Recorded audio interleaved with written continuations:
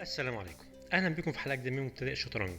تخيل كده انت معاك عسكري في الصف السابع وفاضل خطوه واحده بس وهترقي. يا ترى هترقي تجيب ايه؟ اكيد مفيش غيره الوزير طبعا. النهارده بقى مش هنجيب وزير، يعني هنرقي العسكري بقطعه تانية غير الوزير، طابية او فيل او حصان. الترقيه دي بتساعدنا ان احنا نخلي موقفنا كويس في الجيم، مش علشان نجيب وزير وخلاص. في الموقف اللي معانا ده هيبين اكتر. دلوقتي في طابية ده الخاصة بالاسود ضرب خانة الملك، وكمان الوزير ضارب نفس الخانة وهيقول كش الملك مات. وبرضه في العسكري ده ضارب برضه الفيل والوزير نفس الخانة عشان يقول كش مات. مفيش حد حامل الاتنين. طيب انا معايا عسكري وهيرقي. ازاي العسكري ده يفيدني ان ما يحصليش كش مات، وكمان انا اللي اقول له تشيك ميت؟ لو جينا شفنا كده الطابية العمود جي والملك الاسود موجود على ال H7، بمعنى صح الملك مش هيعرف يتحرك في اي مربعات من المربعات دي، فاضل له بس الكش مات. انا معايا عسكري هيرقي في المربع ده. ايه اللي ممكن يترقى؟ يقول لي كش ملك مات الملك الاسود. طيب تعالى كده مع بعض نجرب نجيب وزير الاول علشان ناكد الفكره. لو قلنا كش ملك طبعا هو هيرجع هنا او هيقول لي كش ملك بالوزير ويبقى كش ملك مات. لو جينا برضو رقينا هنا وجبنا طابية برضو نفس النظام كش ملك مات. لو رقينا الفيل برضو كش ملك مات. مفيش غير الحصان بس. لو انا رقيت هيبقى كش ملك وانا اللي كسبت. طابية ماسكة العمود مهددة العمود كله، وكمان الحصان مهدد الملك، وفي حصان تاني ضارب الخانة دي.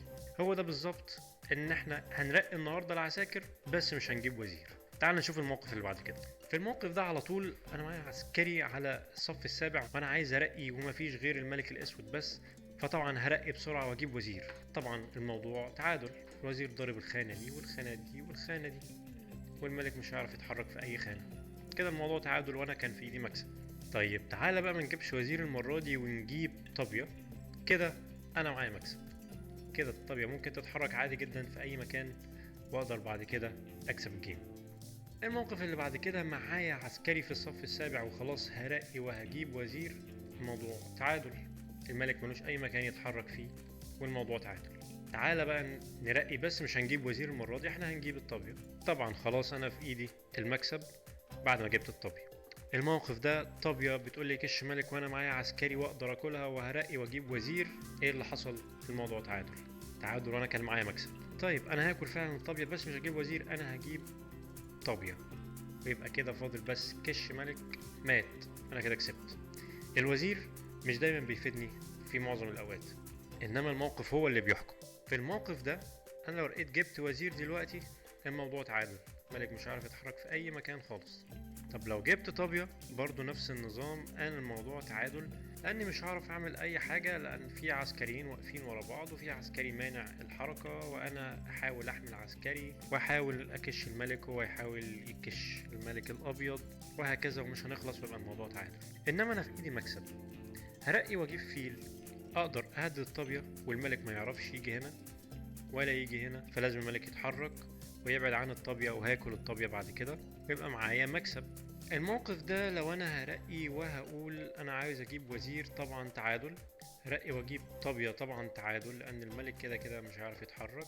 طب لو رقيت وجبت فيل كده اعرف اتحرك، هو بيهددني كحصان، انا هعمل مناورة كويسة او حركة انتظارية ان انا هاجي بالحصان في المربع ده علشان بعد كده اجي اقول له كش ملك مات، هو يتحرك كش ملك مات. تعالى بعد كده على طول انا معايا عسكري في المربع السابع وفي حماية الوزير. الله هجيب وزير، طبعا ما ينفعش، الموضوع طلع تعادل، طبعا بيكشني، هاكل الوتر ده كله، الملك مش هيعرف يتحرك وهنا كمان مش هيعرف يتحرك، حتى العسكري ده مش هيعرف يتحرك مربوط بالملك. طب اجيب طابية برضو نفس النظام، طابية منع الوتر ده، الوزير مانع الحركة هنا وكمان العسكري انه يتحرك.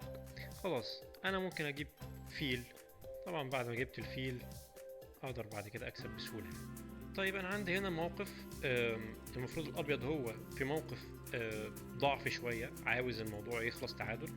طبعا انا محتاج ارقي اجيب وزير، طبعا غلط، هيقول لي كش ملك وانا كده الخسران. طيب لو جبت طابية نفس النظام هيقول لي كش ملك وانا الخسران.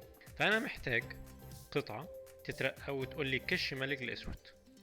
زي الحصان طبعا هياكل كده، الموضوع تعادل وانا كده المفروض في مكسب بالنسبه لي. اخر حاجه معانا، لو جيت رقيت وجبت وزير الموضوع يخلص تعادل، انما انا محتاج حاجه ارقيها ما توصلنيش للتعادل. زي بالظبط انا ممكن اجيب حصان هو يتحرك، وبعد كده افضل بقى ايه، اتحرك بالحصان واقرب بالملك وبعد كده بالعسكري، واحاول بعد كده اكسب وارقي واجيب وزير عادي جدا.